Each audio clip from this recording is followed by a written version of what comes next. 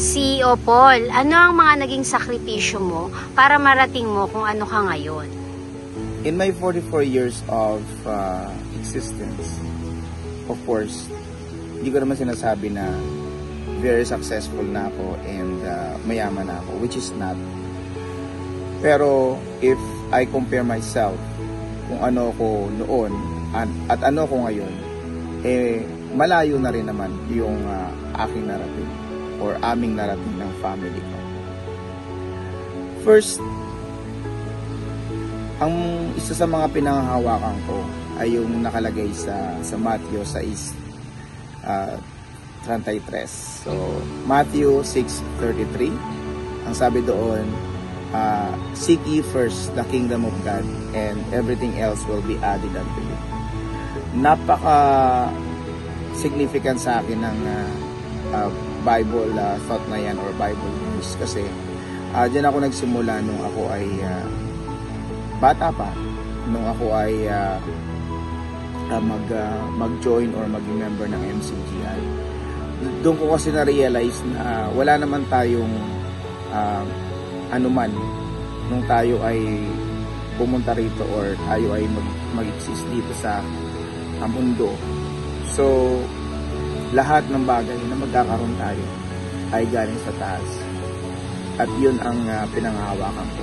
Kaya, nagsumikap ako mula noon na gawin ang lahat sa awa tulong ng Diyos para maging matagumpay or sabihin ko na umangat ng kahit papano sa buhay. Way back when I was a kid, naranasan ko yung hirap na talagang mahirap. We came from the province and then dumating kami dito sa Manila when I was 7 years old with my father, and afterwards sumunod yung aking mga kapatid at ang aking mama, and it was really hard and I saw everything. Siguro kung hirap at hirap din lang ay marami kaming dinanas.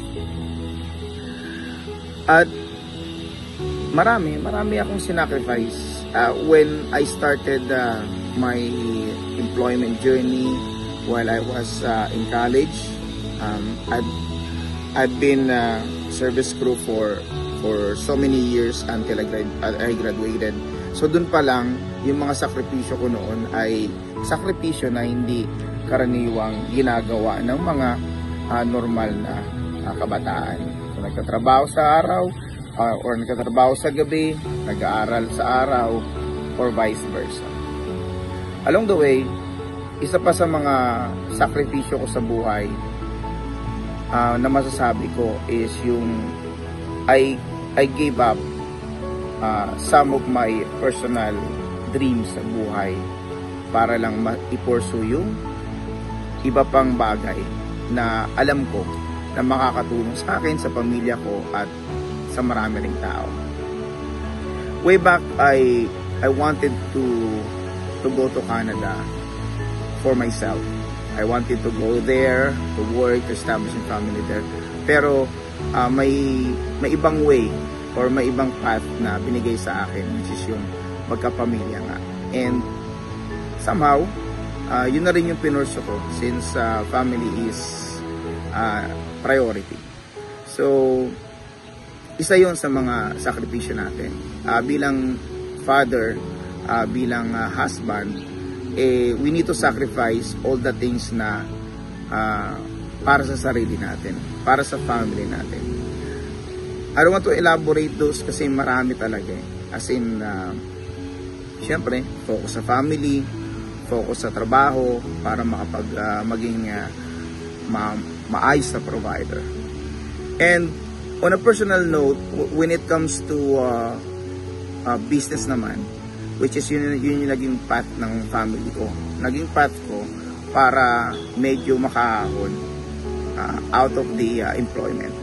So, isa sa mga sacrifices sa business, lalo na sa mga nagsisimula, is yung time, yung focus, at yung dedication. Kasi hindi madaling gawin yun eh. Recently nga, I learned something very important. Like, sa isang equation, bago mo makuha yung sagot, dapat pinagdaanan mo yung buong equation. Dapat yung sagot, alam mo kung paano nakuha. For example, A plus B equals C. So dapat, bago mo makuha yung C, pagdaanan mo yung A and B. So, napakagandang aral sa buhay yun na walang shortcut. Kaya kasama yung mga sacrifices doon, kasama yung i-deprive mo yung sarili mo sa bisyo, i-deprive mo yung sarili mo sa paggastos, i-deprive mo yung sarili mo sa oras, i-deprive mo yung sarili mo sa tulog, kasi nga meron kang goal na makuha yung isang bagay na ganito para sa family mo, at lalong-lalo na sa ating mga negosyante is para sa mga tao natin. Kasi yung tagumpay, madali yan kapag sa atin lang. Pero yung i-factor in mo, yung bang tagumpay mo is i-relate mo on how many people, how many lives yung bang nabago mo, yung how many people ba yung nabigyan mo ng pagkakataon. Isa yun sa mga tagumpay nating mga businessman o tayo mismo. So marami tayong dapat i-sacrifice because success is not an overnight journey. It's not an overnight thing.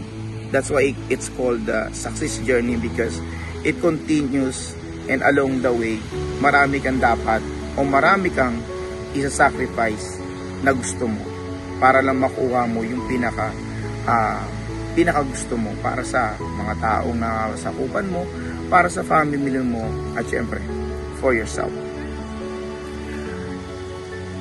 Sa stage ng buhay ko ngayon, 44 years old, I know I still have a lot of things to learn. I still have a lot of things to do. I still have a lot of things to accomplish. At the back of my mind, I am already successful. Because success is not all about money. It's not all about property. Success is freedom. Freedom to do this. Freedom to serve God. Freedom to serve your family. Freedom to do whatever you would want to do na hindi ka na-deprive because wala kang resources. Kasi wala kang pera. Kaya I suggest, I recommend to those who would be watching this video na kung ano ka man ngayon, alamin mo kung saan ka papunta at lahat ng mga bagay na hindi makakatulong, vices, barkada, at lahat ng bagay na alam mong hindi makakatulong, i-sacrifice mo na yun. Kasi success is the outcome, but the formula of success, nandun lahat. Dapat i-accomplish mo yung formula na yun. Dapat makuha mo yung formula ng success, nang sa ganun mapunta ka dun sa hinahangad mong success. So make sure you know the things na dapat mong gawin, you know the things na dapat mong i-sacrifice para makuha mo kung ano man yung gusto mo makuha sa buhay. And don't ever forget, again, Matthew 6:33,